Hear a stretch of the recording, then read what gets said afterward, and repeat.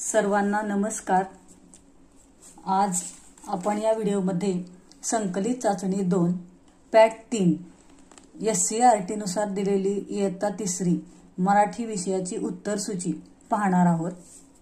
तर या ठिकाणी इयत्ता 3री साठी तोंडी 10 आणि लेखी 30 अशी एकूण 40 गुणांची चाचणी आहे।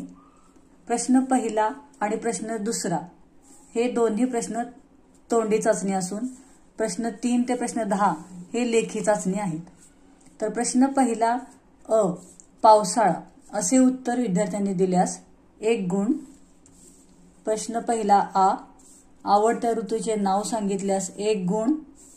प्रश्न पहिला ई मका ज्वारी बाजरी अशी धान्यांची नावे सांगितल्यास 1 गुण।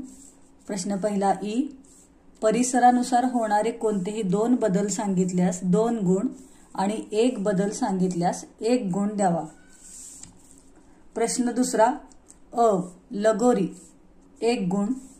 आ साठी क्रिकेट बास्केटबॉल फुटबॉल अशा प्रकारच्या स्थानिक भागात खेळल्या जाणाऱ्या 2 खेळांची नावे सांगितल्यास 2 गुण द्यावेत आणि एका खेळाचे नाव सांगितल्यास 1 गुण द्यावा।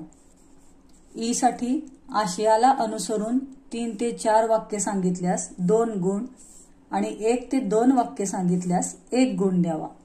यानंतर प्रश्न तिसरा अ पासून लेखी चाचणी आहे।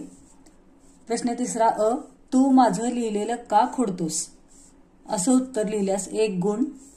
आ पेन्सिल प्रमाणे नवीन काहीतरी तयार करता आलं असतं तर खोड रबरला किती मजा आली असती असं उत्तर लिहिल्यास 1 गुण।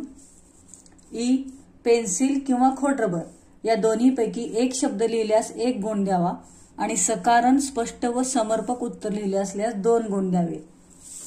प्रश्न चौथा अ 23 डिसेंबर असे उत्तर लिहिल्यास 1 गुण। आ साठी खेळाचे असे उत्तर लिहिल्यास 1 गुण आणि ई 5 असे उत्तर लिहिल्यास 1 गुण द्यावा। प्रश्न पाचवा अ साठी समर्पक वाक्य लिहिले असल्यास 1 गुण। आ साठी पाणी हा शब्द लिहिला असल्यास 1 गुण आणि ई साठी गुच्छ असे उत्तर लिहिले असल्यास 1 गुण द्यावा। प्रश्न 6वा तिन्ही रिकाम्या जागेमध्ये ती चिंगी त्या या क्रमाने जर उत्तर लिहिले असेल तर 3 गुण द्यावेत आणि जर कोणतेही 2 अचूक पर्याय लिहिले असतील तर 2 गुण, कोणताही 1 अचूक पर्याय लिहिला असेल तर 1 गुण द्यावा।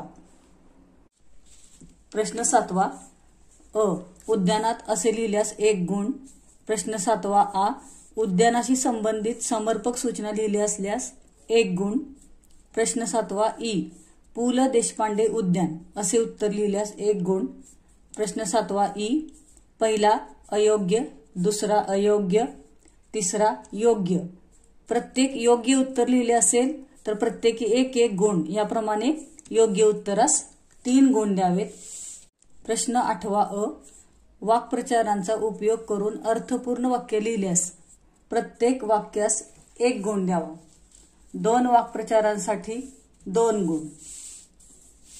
त्यानंतर प्रश्न 8वा आ पाऊस या शब्दाशी संबंधित योग्य 3 शब्द लिहिल्यास 3 गुण द्यावेत। 2 शब्द लिहिल्यास 2 गुण आणि 1च शब्द अचूक लिहिला असल्यास 1 गुण द्यावा।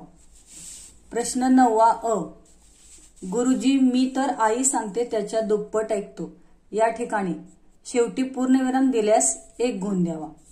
प्रश्न 9वा आ चौकटीमध्ये प्रश्नचिन्ह दिल्यास 1 गुण द्यावा आणि प्रश्न 10वा अ बालनाट्य असे उत्तर लिहिल्यास 1 गुण। प्रश्न 10वा आ मिनी आणि गाणारा कावळा असे उत्तर लिहिल्यास 1 गुण आणि प्रश्न 10वा ई रंजना चपळगावकर असे उत्तर लिहिल्यास 1 गुण। ई पर्याय क्रमांक 2 ला वर्तुळ केले असल्यास 1 गुण द्यावा। धन्यवाद।